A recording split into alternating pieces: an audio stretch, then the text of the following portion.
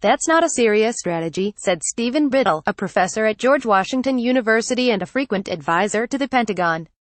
"It's a psychodrama." The internal contradictions at work in Trump's approach were on full display Friday night when the president addressed the nation.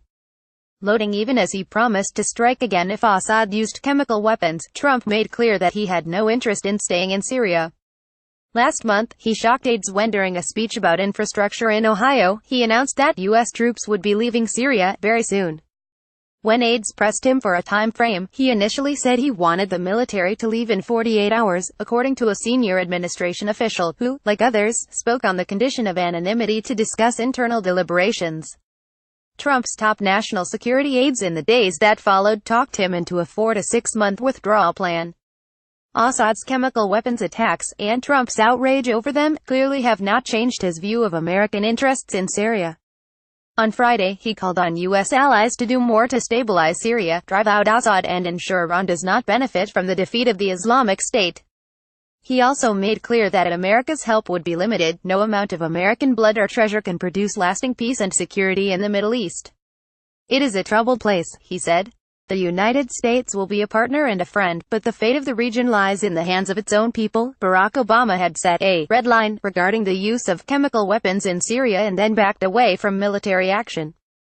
Photo: Bloomberg. Trump's remarks reflected a view of how America should fight its wars that differs dramatically from many of his generals, who have pressed to keep U.S. troops in places such as Syria, Iraq and Afghanistan indefinitely to rebuild these broken societies and ensure the enemy cannot regenerate.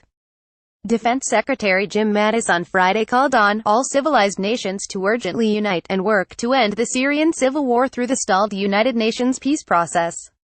Trump, by contrast, did not mention diplomacy in his remarks.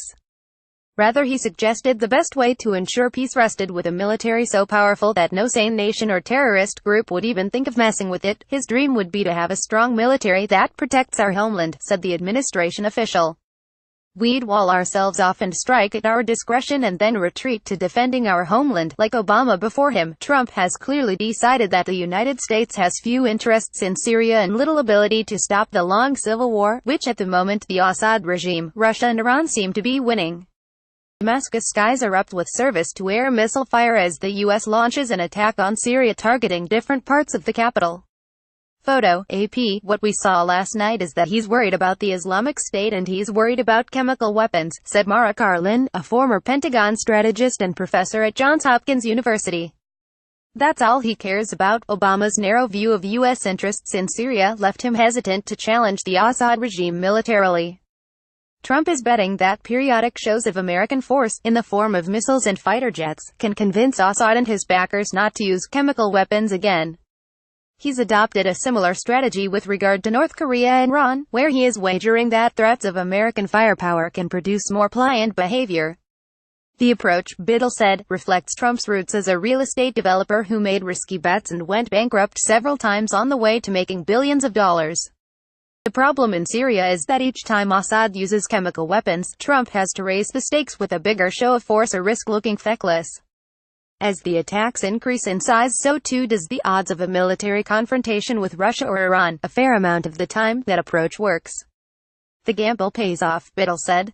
But sooner or later it fails, and fails catastrophically. Loading the morning after the missile strikes, Trump seemed convinced his show of strength had worked and would, at least for a while, deter Assad from another chemical weapons strike. "Could not have had a better result," he tweeted.